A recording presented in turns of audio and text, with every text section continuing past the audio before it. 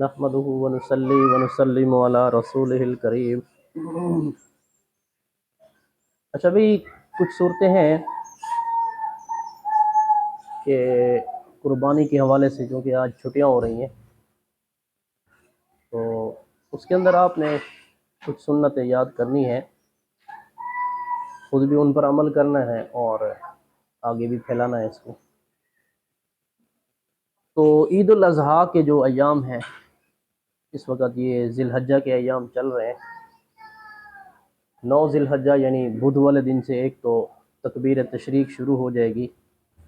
تکبیر تشریق صبح کی نماز سے لے کر فجر کی نماز کے بعد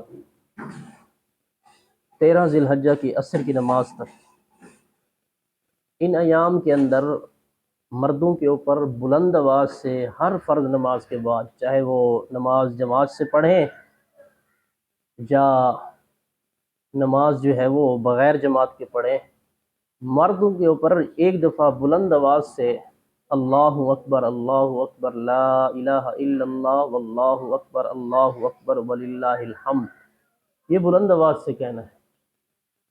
یہ مردوں کے اوپر واجب ہے، اس کو کہتے ہیں تکبیر تشریق۔ اور عورتوں کے اوپر بھی واجب ہے، لیکن بلند آواز سے نہیں، بلکہ اتنی آواز سے جو ان کو خود سنائی دے سکے، ان کے اوپر بھی ایک دفعہ پڑھنا واجب ہے۔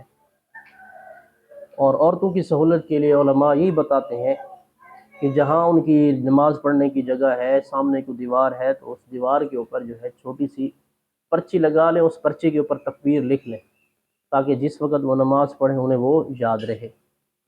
اور اسی طرح اگر مردوں کے اندر جماعت سے نماز ہو رہی ہے، امام بھول جاتا ہے بعض دفعہ تکبیر تشریق، تو مقتدیوں کی ذمہ داری ہے کہ وہ بلند آواز سے پڑھیں اور امام کو بھی یاد دلائیں۔ دوسرا عمل یہ ہے کہ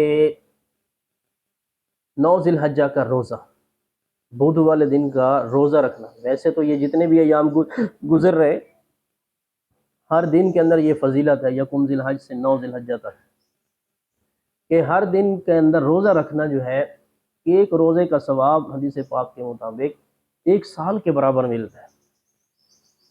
یعنی اس وقت تو جب ہم رمضان کے روزے رکھتے ہیں تو رمضان کے روزے کے ساتھ پھر 6 شوال کے روزے ملاتے ہیں، تب جا کے پورے سال کا ثواب ہے۔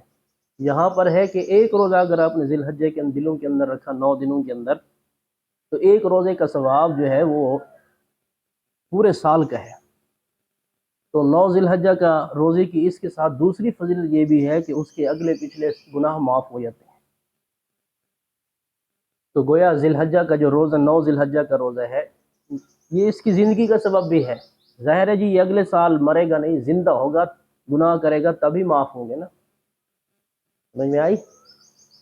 تو اس لیے روزہ رکھنے کی کوشش کریں 9 ذی الحجہ کو، اور اس کے ساتھ ساتھ راتوں کی عبادت جو ہے وہ زیادہ ہے۔ لیلۃ القدر کے برابر ثواب لکھا گیا ہے۔ ان 10 راتیں جو ہیں، ان کی راتوں کی بھی بڑی فضیلت ہے، دنوں کی بھی بڑی فضیلت ہے۔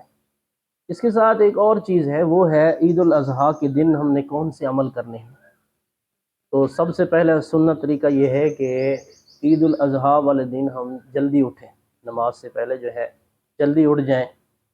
اور دوسری سنت یہ ہے مسواک کریں۔ تیسری سنت یہ ہے عمدہ سے عمدہ کپڑے پہنیں، خوشبو لگائیں، چوتھی سنت ہے۔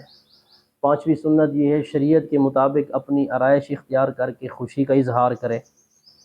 اور چھٹی سنت یہ ہے عید الاضحیٰ کے اندر کچھ کھا کر نہ آئیں۔ جب عید نماز پڑھنے کے لیے آئیں تو قربانی والے دن سنت یہ ہے کچھ کھا کر نہ آئیں۔ عید الفطر کے اندر جو حکم ہے اس کی الگ فضیلت ہے، وہ یہ ہے کہ وہاں پر ہے کھا کر آئیں، لیکن قربانی کے والے دن جو ہے وہ کھا کر نہ آئیں۔ سنت طریقہ یہ ہے کہ قربانی کے گوشت سے آپ ابتدا کریں، قربانی کے گوشت کو پکائیں، اس کو کھائیں۔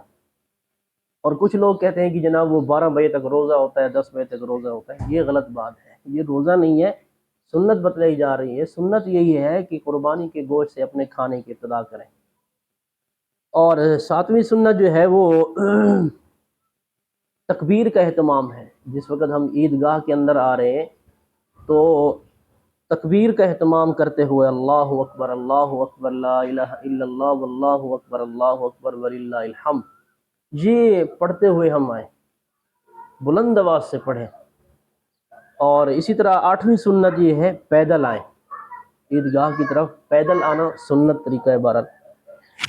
آگے ہے عید الاضحیٰ کو جلدی پڑھیں، ایک اور سنت یہ ہے عید الاضحیٰ قربانی والے دن جلدی کی جائے۔ آج کل میرے خیال میں 5:10 پہ سورج طلوع ہو رہے ہیں اور 5:30 بجے جو ہے وہ مکروہ ٹائم ختم ہو جاتا ہے، 20 منٹ تقریباً یہ دورانیہ ہوتا ہے مکروہ ٹائم کا۔ 5:30 بجے سے جو ہے وہ ایزیلی ٹائم شروع ہو جاتا ہے قربانی کا، دن عید الاضحیٰ کے وقت کا، نماز کا۔ تو کچھ لوگوں نے 5:45 رکھی ہے، کسی نے 6 رکھی ہوئی ہے، کسی نے 6:30 رکھی ہوئی ہے عید نماز۔ ہمارے ہاں انشاءاللہ 6 بجے نماز ہوگی عید الاضحیٰ کی۔ اور اسی طریقے سے جو ہے عید الاضحیٰ کے اندر جب ہم آئیں عید الاضحیٰ کے عیدگاہ کے لیے نماز مسجد کی نماز پڑھنے کے لیے، تو جس راستے سے ہم آئیں واپسی پر راستہ تبدیل کر لیں، یہ بھی سنت طریقہ ہے۔ راستہ تبدیل کرنا یہ بھی سنت طریقہ ہے۔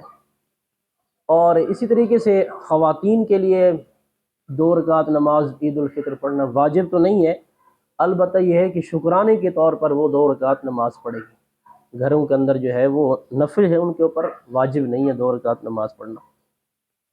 تو یہ کچھ مسائل اور احکام ہیں جو ہم نے اختیار کرنے ہیں، کیونکہ عید قریب ہے تو اس لحاظ سے اس کی تیاری کرنی ہے۔